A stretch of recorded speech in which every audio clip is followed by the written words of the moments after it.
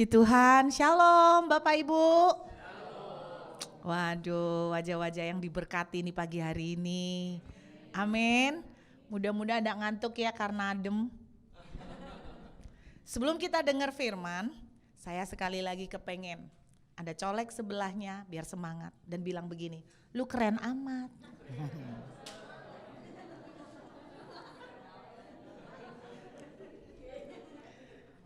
Seperti yang Anda baca ya di depan, tema tahun ini dari RIM, dari semua rock adalah reproduction. Bagaimana bereproduksi atau menghasilkan buah atau melahirkan sesuatu. Nah pagi ini saya pengen sharing tentang iman Bapak Ibu. Salah satu perjalanan yang tidak mudah dalam kehidupan anak Tuhan adalah perjalanan iman ya saudara.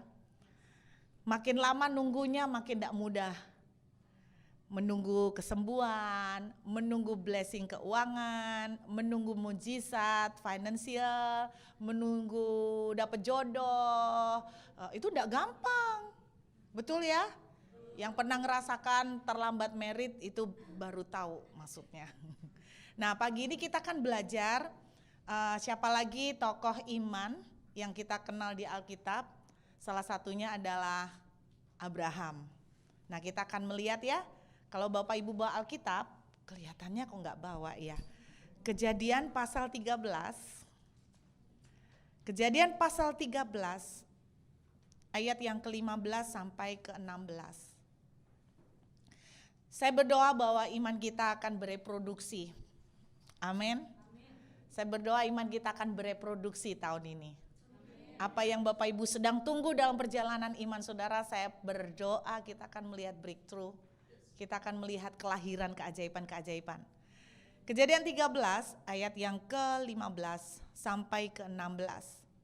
Bapak Ibu kalau tidak keberatan saya mengajak membaca ya pagi ini supaya kita semangat. Kejadian 13 ayat 15 sampai 16. 1, 2, 3. Sebab seluruh negeri yang kau lihat itu akan kuberikan kepadamu dan kepada keturunanmu untuk selama-lamanya.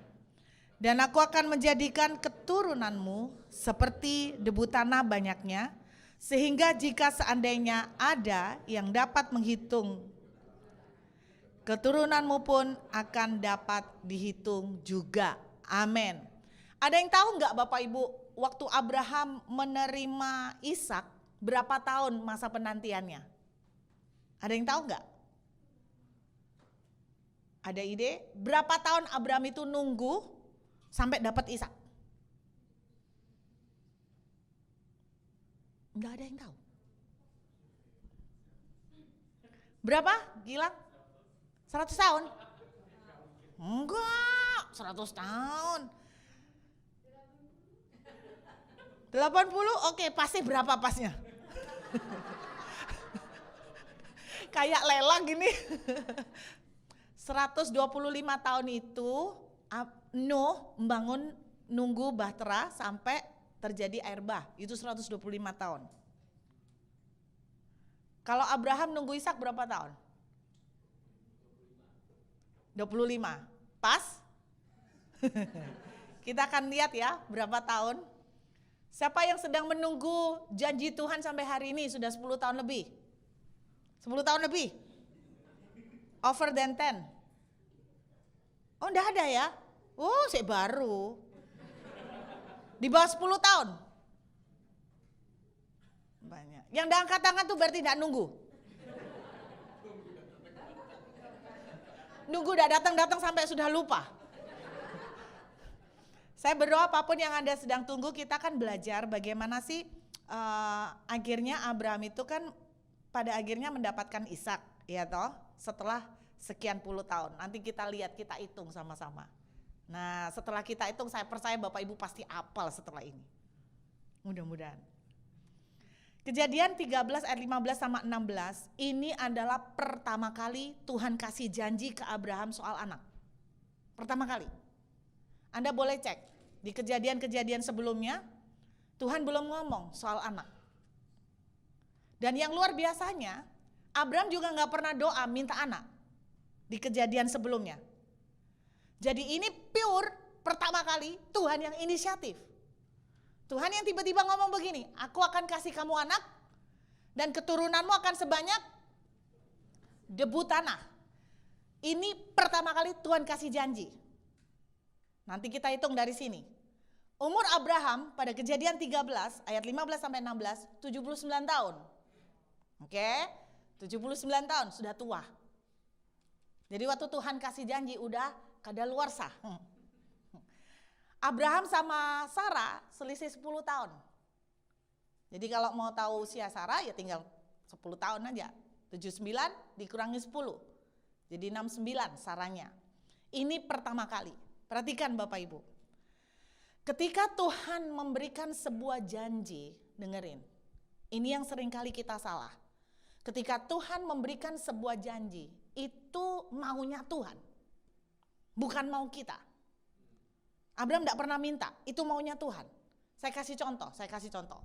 Mungkin contoh paling gampang, Bu Peti deh. Misalnya. Bu Peti, saya janji nih Bu Peti, kalau nanti border dibuka, ya, saya balik Surabaya nih, terus kemudian balik sini, saya akan belikan bebek banyak Bu Peti. Misalnya kira-kira seperti itu. Saya kasih janji sama Bu Peti. Nah Bu Peti kan gak minta apa-apa kan. Saya kasih janji kan. Nah pertanyaan saya gini. Ketika border dibuka, siapa yang mengupayakan untuk cari bebek itu buat Bu Peti? Saya dong. Bukan Bu Peti kan. Masa Bu Peti yang usahakan bebeknya? Tapi Anda sadar enggak? Seringkali kesalahan kita. Tuhan yang kasih janji, berarti kan Tuhan yang sibuk untuk ngurusin itu kan. Tuhan yang siapin bebeknya gimana kek, iya toh. Tapi yang sering kali terjadi, Tuhan janji, saudara dan saya yang sibuk nyiapin bebeknya. Bener gak? Tuhan yang janji, tapi saudara dan saya sibuk untuk merealisasikannya. Konyol kan? Kalau Tuhan yang berjanji, Tuhan yang akan sibuk mewujudkannya. Bagian Bu Peti dan orang-orang yang dapat janji tinggal apa? Ya tinggal nunggu lah. Cuman bedanya begini, kalau Tuhan tidak bisa ngelanggar. Karena Tuhan selalu setia. Kalau saya bisa lupa. Iya toh? Setelah sampai Surabaya, saya berubah pikiran. Ngapain gue susah-susah bebek? Nanti masih di imigrasi, nanti masih di gini. Aduh repot banget, gak usah. Bisa nangkep saudara? Jadi kalau Tuhan sudah memberikan sebuah janji, Dia yang akan sibuk mempersiapkan dan memikirkan bagaimana menggenapi. Kalau Tuhan udah janji bahwa properti saudara akan diberkati, dijual, terjual, laku, Tuhan yang bingung. Pada kenyataannya saudara dan saya yang bingung, betul? Nah ini salah kaprah. Jadi ingat ya, kalau Tuhan yang udah janji, itu inisiatif Tuhan, Tuhan yang mau. Kalau Tuhan udah janji anakmu akan dipulihkan, Tuhan yang sibuk mikirin bagaimana memulihkan anak-anak saudara. Kalau Tuhan yang udah janji memberikan jodoh buat anak-anak kita, Tuhan yang sibuk membawa Adam. Kalau Adamnya bandel, keras, dihipnotis kayak sama Tuhan atau whatever lah, dipaksa untuk datang, kan gitu kira-kira. Jadi itu bagian Tuhan. Oke ya, kita kembali, bukan itu poinnya. Jadi pada umur 79 tahun, Tuhan pertama kali memberikan janji kepada Abraham mengenai anak, seperti debu tanah. Kita lompat Kejadian 15. Kejadian 15 ayat yang kelima. Kejadian 15 ayat 5, jedahnya 2 pasal, dari 13 ke 15. Kejadian 15 ayat 5. Lalu Tuhan membawa Abram keluar serta berfirman, coba lihat ke langit. Hitunglah bintang-bintang jika engkau dapat menghitungnya. Maka firman-Nya kepadanya, demikianlah banyaknya nanti keturunanmu. Perhatikan, ini kedua kali Tuhan kasih janji soal anak. Tadi seperti debu tanah, ini seperti bintang. 2 kali, jaraknya 2 pasal, tapi dalam sejarah jaraknya 5 tahun. Jadi janji yang kedua dilepaskan umur Abraham 84. 84, bisa nangkep ya? 84. Sekarang kita lompat. Nah, sambil hitung pelan-pelan. Kejadian pasal yang ke-18. Kejadian pasal 18, ayat yang ke-10. Satu kali Abraham didatengin tamu 3 orang laki-laki yang adalah malaikat Tuhan. Dan kemudian Abraham serve mereka, layanin mereka. Dan kemudian 3 orang ini pada ayat 10 bilang begini, dan firman-Nya, sesungguhnya aku akan kembali tahun depan, mendapatkan engkau pada waktu itulah Sarah istrimu akan mempunyai seorang anak laki-laki. Dan Sarah mendengarkan pada pintu kemah yang di belakangnya. Jadi tahun depan aku akan kembali mendapatkan kamu tahun depan. Berarti tahun depannya udah gendong. Bisa nangkep ya? Berarti udah ngelahirin tahun depannya. Sekarang berapa hitung tahun depannya? Kita balik ke Kejadian 17. Nah, saya ajak matematika biar Bapak Ibu nggak ngantuk pagi ini. Kejadian pasal 17 ayat 1. Ketika Abraham berumur 99 tahun, maka Tuhan menampakkan diri kepada Abraham dan berfirman kepadanya, "Akulah Allah yang Maha Kuasa, hiduplah di hadapanku dengan tidak bercela." Kejadian 17 menceritakan Abraham umur 99, tidak lama kemudian dia kedatangan 3 orang tamu malaikat Tuhan. Nah, tahun depannya udah melahirkan anak. Berarti umur Abraham umur gendong anak. Jadi gendong anak umur berapa? 100. Ya, Alkitab menuliskan Abraham ketika punya Ishak itu umur 100 tahun. Berarti berapa lama Abraham nunggu? 21 itu pasnya. Ya, jadi enggak pas 25 tapi 21 tahun. Bisa nangkep ya Bapak Ibu? Nah, sekarang saya ajak kita melihat selama 21 tahun what happened? Nah, kita belajar dari kesalahan yang dilakukan oleh Abraham. Oke, kita lihat ya. Kejadian pasal yang kembali, Kejadian pasal 15. Ayat 1 dan ayat 2. Jadi total Abraham menunggu 21 tahun, akhirnya dapatlah Ishak. Kejadian 15 ayat 1 dan 2. Kemudian datanglah firman Tuhan kepada Abraham dalam suatu penglihatan. Janganlah takut, Abraham. Berarti Abraham lagi takut. Kalau Abraham tidak lagi takut, nggak mungkin dong Tuhan tiba-tiba datang. Jangan takut Abraham. Siapa yang takut? Salah lu. Abraham pasti lagi takut. Oke. Akulah perisaimu, upahmu akan sangat besar. Abraham lagi takut apa Bapak Ibu? Ayat 2. Abraham menjawab, "Ya Tuhan Allah, apakah yang akan engkau berikan kepadaku karena aku akan meninggal dengan tidak mempunyai anak, dan yang akan mewarisi rumahku ialah Eliezer orang Damsyik itu." Apakah yang sedang dialami oleh Abraham? Ketakutan apa yang sedang nyerang Abraham? Soal tidak punya anak. Berarti dia lupa dengan apa yang dikasih di Kejadian 13, 5 tahun sebelumnya. Mungkin itu sambil lalu, lewat. Sehingga muncul ketakutan. Aduh ya apa ya, umurku tambah tua, 84. Sedangkan aku akan mati dengan tidak mempunyai pewaris. Itu yang menjadi ketakutan Abraham. Anda lihat, apa yang terjadi sejak janji Tuhan dilepaskan ke Abraham, Abraham sama sekali forget. Kemudian apa yang terjadi? Dan ketika Abraham mulai forget, Abraham mulai ragu. Oke, mulai muncul ketakutan. Bapak Ibu, pada waktu menunggu janji Tuhan atau doa dijawab, sering gak ngalamin seperti ini?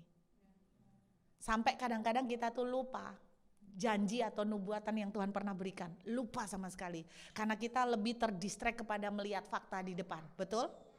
Anda ragu. Sekarang kita lihat lagi ke Kejadian pasal 16. Saya tunjukkan pada Bapak Ibu satu-satu nih. Kejadian pada pasal 16, adapun Sarai istri Abraham ayat 1, tidak beranak, ia mempunyai seorang hamba perempuan orang Mesir, Hagar namanya. Berkatalah Sarai kepada Abraham, engkau tahu Tuhan tidak memberi aku melahirkan anak. Karena itu baiklah hampiri hambaku, mungkin oleh dialah aku akan dapat memperoleh seorang anak. Dan Abraham mendengarkan perkataan Sarai. Perhatikan Bapak Ibu, apa yang terjadi di sini? Mereka mikir, Sarah mulai mikir, jangan-jangan maksud Tuhan, aku tuh dikasih anak lewat rahim perempuan lain. Pernah enggak Bapak Ibu di dalam perjalanan menunggu, Bapak Ibu mulai merasionalkan, mulai melogikakan, mulai mikir gini, oh mungkin maksudnya Tuhan, aku itu diberkati bukan lewat ini mungkin maksudnya. Mungkin lewat gini. Bisa nangkep ya. Jadi Anda mulai menginterpretasikan sesuai dengan rasio. Jadi kalau kita tidak dapat jodoh, oh mungkin maksudnya Tuhan belum sekarang, mungkin nanti. Oh mungkin maksudnya Tuhan jodohku itu seperti begini-begini, tidak seperti yang aku bayangin. Jadi kita mulai merasionalkan. Satu kali saya pernah cerita pada saudara, ada orang menerjemahkan nubuatan. Dia bilang, dia dinubuati, kamu akan diberkati, pekerjaanmu akan mengembang ke kanan kiri, akan expand. Berjalan dengan waktu dia menunggu, dia mulai mikir, rasanya Tuhan mau mengekspand kerjaanku dengan cara aku pinjam duit bank. Soalnya kalau enggak pinjam duit bank, dari mana aku bisa expand? Nah mulai kita pakai cara dan kekuatan kita. Bisa nangkep Bapak Ibu? Mulai pakai cara dan kekuatan kita. Jadi apa yang terjadi selama 20 tahun lebih itu, Abraham satu penuh dengan up and down, keraguan. Jangan bilang Abraham tidak ragu, waktu Sarah kasih ide, Abraham responnya gimana? Jangan-jangan iya ya, siapa takut? Kucing kok ditawarkan, pindang, tawarin pindang, ya maulah, ya kan? Akhirnya apa? Abraham ngikutin saran Sarah. Kita melihat hasilnya sampai hari ini. Dampaknya juga kita yang kena. Ini yang terjadi pada masa penantian. Satu, keraguan. Up, down, up, down, up, down. Terus kemudian Abraham dan Sarah mulai merasionalkan. Itu kenapa rasionalkan? Karena ragu. Kitab Yakobus. Kita lihat yuk, Bapak Ibu dengerin. Saya mau tunjukkan pada Bapak Ibu sumbangsih dari keraguan. Bapak Ibu mungkin sering bilang begini, tapi manusia kan wajar Bu ragu. Nah ini saya mau tunjukkan sumbangsih dari keraguan. Kitab Yakobus saudara, pasal 1. Ayat yang ke-6 sampai dengan yang ke-8. Yakobus 1, 6 sampai 8. Hendaklah ia memintanya dalam iman dan sama, saya ulangin, yuk kita baca sama-sama, 1, 2, 3. Hendaklah ia memintanya dan sebab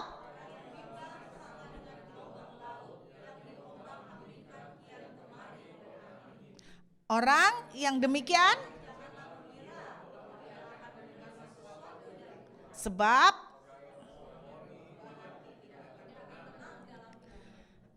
ayat ini termasuk menurut saya keras tajam loh, karena Tuhan bilang begini, sama sekali. Berarti dikit aja enggak boleh Bu? Enggak boleh. Lo ayatnya kan bilang sama sekali. Enggak boleh bimbang. Berarti kalau bimbang enggak menerima. 21 tahun Abraham menunggu Ishak. Tahukah Anda kenapa penantiannya selama itu? Jawabannya sederhana. Sumbangsih terbesar datang dari kebimbangan. Bapak Ibu, kalau mau lama menerima mujizat, bimbanglah. Kalau mau lama melihat breakthrough dan doa terjawab, ragulah. Makin sering Anda ragu, makin lama Anda akan melihat penggenapan. Kenapa saya bilang terlama adalah kebimbangan? Karena saya tunjukkan pada Bapak Ibu. Yuk kita balik. Kitab Kejadian, pasal yang ke-17. Kejadian pasal 17. Tadi saya bilang Abraham umur berapa? Kejadian 17 tadi. Ketika Abraham berumur 99. Apa yang terjadi waktu Abraham umur 99? Kita lihat ayat yang ke-5. Kita lihat dari ayat 4 ya, sampai ayat yang ke-6. Dari pihakku, kata Tuhan, inilah perjanjianku dengan engkau akan menjadi bapa sejumlah besar bangsa. Karena itu namamu bukan lagi Abraham, melainkan Abraham, karena engkau telah kutetapkan menjadi bapa sejumlah besar bangsa. Aku akan membuat engkau beranak cucu sangat banyak, engkau akan kubuat menjadi bangsa-bangsa dan daripadamu akan berasal. Ini ketiga kali Tuhan memberikan janji, meneguhkan lagi janji soal anak. Tetapi ada sebuah perubahan terjadi pada umur 99 tahun, yaitu Tuhan merubah nama. Dulu saya salah Bapak Ibu, saya pikir waktu pertama kali Abraham dipanggil Tuhan, Tuhan langsung rubah nama. Ternyata enggak. Tuhan rubah nama Abram menjadi Abraham umur 99. Sudah 20 tahun sejak janji Tuhan diberikan. Oke? Abram artinya father of altitude. The father of altitude. Bapak di tempat yang tinggi. Bapak kehormatan. The father of altitude. Abraham cuman beda he. Itu dalam huruf Ibrani namanya he. Penambahan huruf he, Abraham artinya father of multitude. Sama titude-nya. Satu altitude, satu multitude. Perubahan bapak banyak anak, banyak bangsa. Multitude itu kan artinya jumlah banyak. Oke? Bapak Ibu perhatikan efek dari perubahan nama. Abraham umur 99 diganti nama. Oke? Umur 100 gendong bayi. Hamil berapa bulan? 9. Berarti 12 bulan. Dipotong 9 jadi 3 bulan. Berarti sejak Abraham merubah nama, 3 bulan kemudian Sarah hamil. Apa yang terjadi? Bapak Ibu dengarkan efeknya. Lihat. Abraham diganti nama kan? Tetangga-tetangganya panggil, Pak Abram, Pak Abram. Jangan panggil aku Abram. Namaku udah diganti. Kalau bahasa Indonesia nggak kelihatan. Jangan panggil aku Bapak Kehormatan, namaku diganti. Diganti apa Pak? Sekarang aku sudah ganti nama. Namaku Bapak Banyak Anak. Bapak kan belum punya anak. Loh pokoknya Bapak Banyak Anak. Kata Tuhan, aku akan jadi Bapak Banyak Anak. Oh, tangga-tangga temennya bilang gini, mulai idan. Ada yang bilang, Pak, Bapak udah bau tanah Pak, nyebut Pak. Tambah tahun tambah gak karuan toh Pak ya. Jangan sampai khilaf ya Pak ya. Jangan sampai lupa diri. Kemana-mana Abraham, jangan panggil aku Bapak Kehormatan. Namaku sekarang Bapak Banyak Anak. Bapak Banyak Anak. Kemana-mana Bapak Banyak Anak. Sarah juga, Ibu banyak anak. Anak Ibu berapa? Pokoknya banyak nanti. Ibu banyak anak. Ditanya anaknya berapa sekarang? Belum. Tapi Tuhan udah ngomong, aku ini ibu banyak anak. Mungkin pertama kali ketika mengucapkan itu malu. Loh iya kan?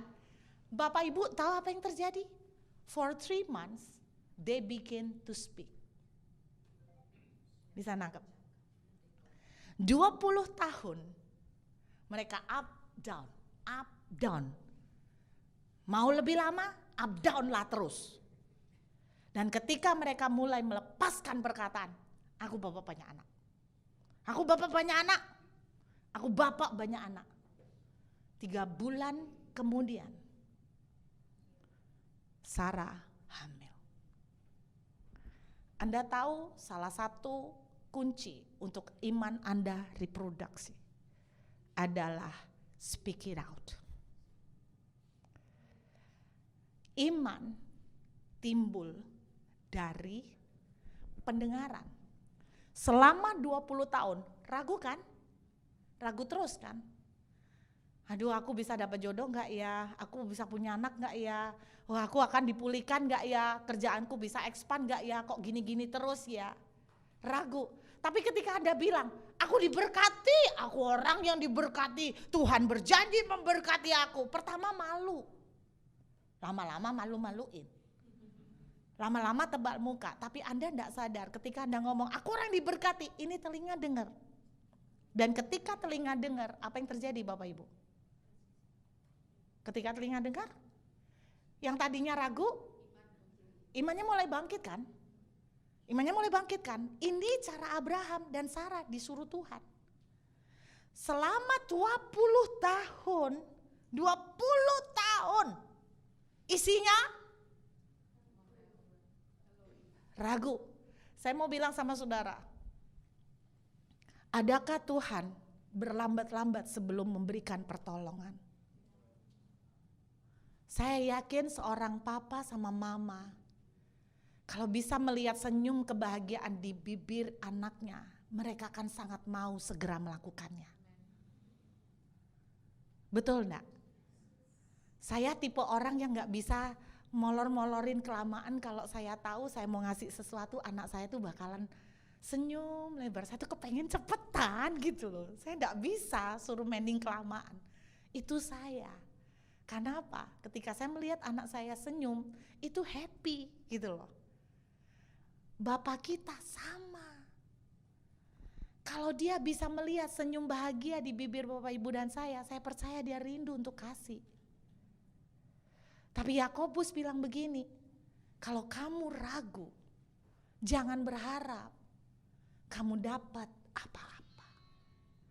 Makanya di dalam masa penantian, Bu, wajar kan manusia ragu? Tapi dalam masa penantian, satu hal yang penting kita lakukan, bangkitkan iman saudara. Gimana caranya? Bapak Ibu, seseorang hamba Tuhan pernah menuliskan sebuah buku tentang proses iman dan mujizat. Dia mengumpamakan begini, misalnya ada satu barang atau balok di tengah ya. Iman sama keraguan itu kayak gini. Balok ini ditarik oleh dua kuda. Kuda yang satu ke arah, misalnya ke arah timur. Kuda yang satu mau jalan ke arah barat. Kuda yang ke arah barat, ini kuda keraguan.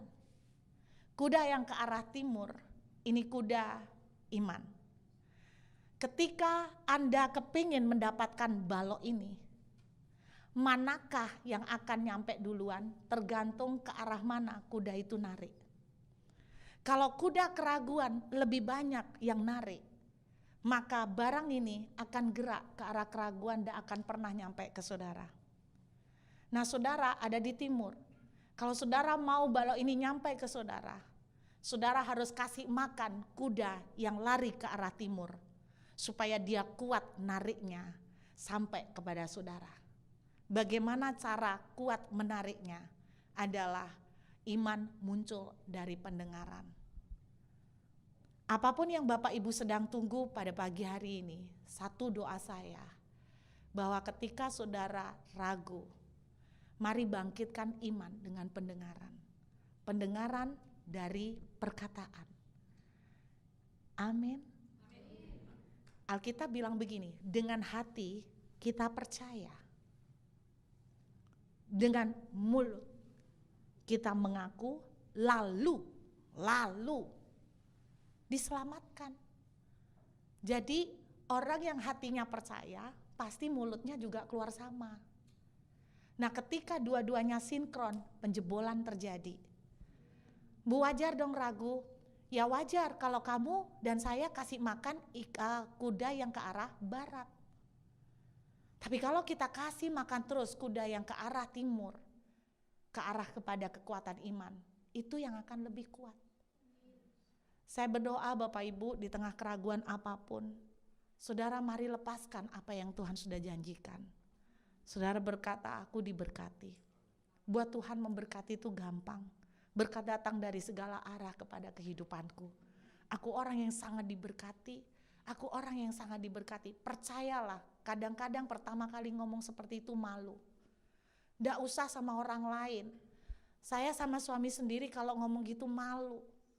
Nggak usah ada suami lah, ngomong sama kaca aja lu malu. Saudara, kadang-kadang saya berdiri di depan kaca dan saya bilang begini. Nah, Ci Intan kan pernah potong rambut saya. Kan tahu Ci Intan pernah ngomong begini, Buru kok nggak ada rambut putih? Ibu-ibu, saya tuh praktek di depan kaca. Tidak ada rambut putih. Rambutmu hitam semua. Karena aku lihat teman-teman udah pada putih semua gitu loh. Dan aku enggak mau malas-malas semir gitu kan. Tidak ada rambut putih. Ini kan terserah kita yang punya lidah kan. Terserah aku mau bilang rambutku merah ya terserah. Aku mau bilang tidak ada rambut putih. Rambut hitam semua dalam nama Yesus.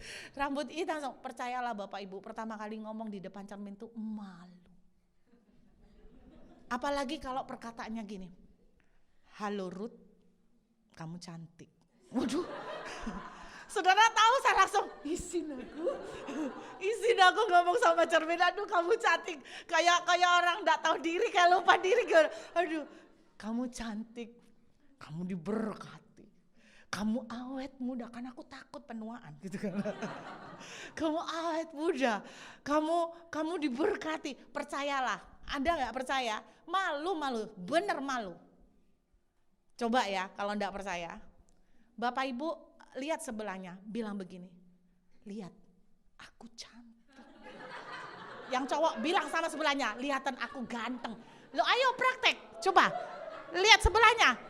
Coba ngomong kalau sebelahnya suami istri. Oh dia sering ngomong.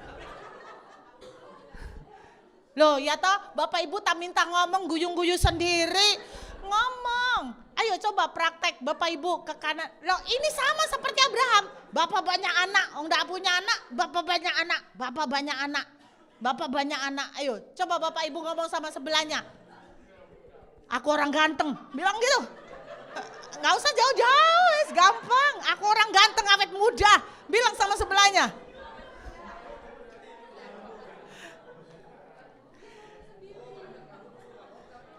Saya mau tanya, malu nggak?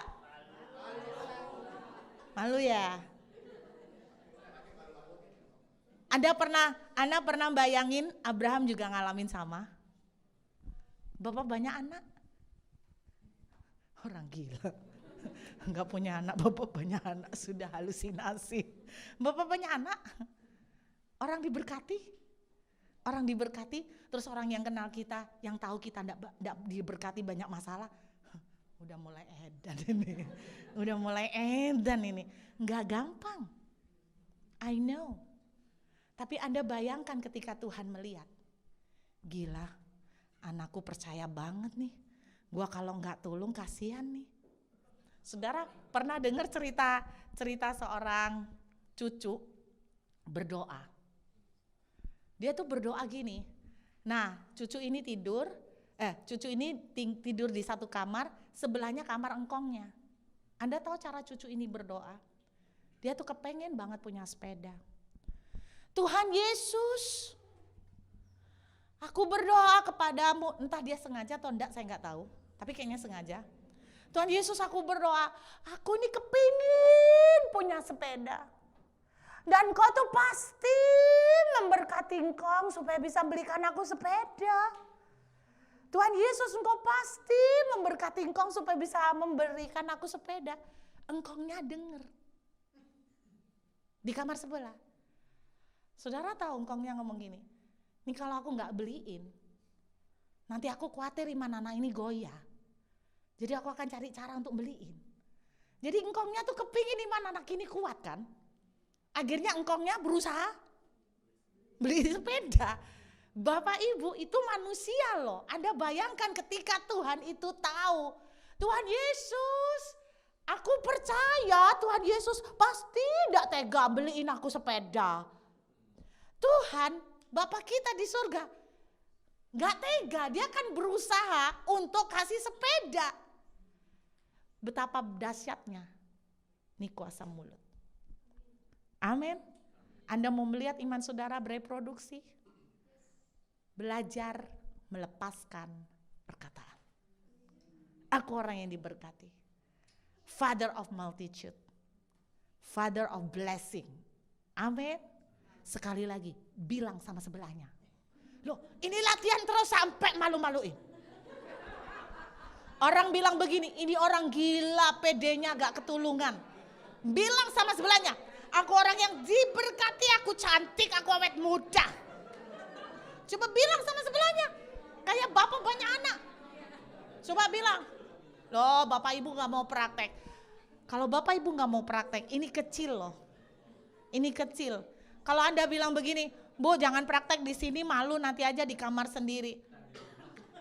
It means that it doesn't come from your heart. Berarti Anda sulit untuk melakukan itu. Berarti Anda sendiri waktu di kamar, kenapa Anda mau di kamar tidak di sini? Karena Anda malu. Kenapa Anda malu? Karena Anda sendiri juga tidak yakin dengan apa yang Anda omong. Iya kan? Sekarang sekali lagi sebelum kita selesai, bilang sama sebelahnya. Gini, supaya serius. Lihat sebelah saudara, tatap matanya. Nggak usah ngomong apa-apa, nggak usah salaman. Tatap matanya dulu, ayo gerak, tatap matanya. Setelah itu ada bilang begini, aku orang yang sangat diberkati, aku akan melihat terobosan dalam hidupku, aku cantik, aku awet muda, aku sehat. Amin. Coba lihat. Coba lihat sebelahnya.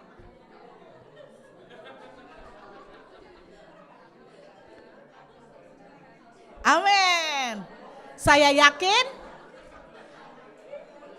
ketika Abraham mulai melepaskan perkataan, he only needs 3 months. He only needs 3 months. You want to see the miracle? Declare. Speak it out. 20 years, Abraham dalam keraguan terus-terusan. Betul? When speaking, 3 months, Sarah hamil. Iya, 3 months, Sarah hamil. Dahsyat kan? Dahsyat toh? Mau melihat reproduksi? Deklarasi. Yuk kita menghampiri Tuhan. Saya minta pemain musik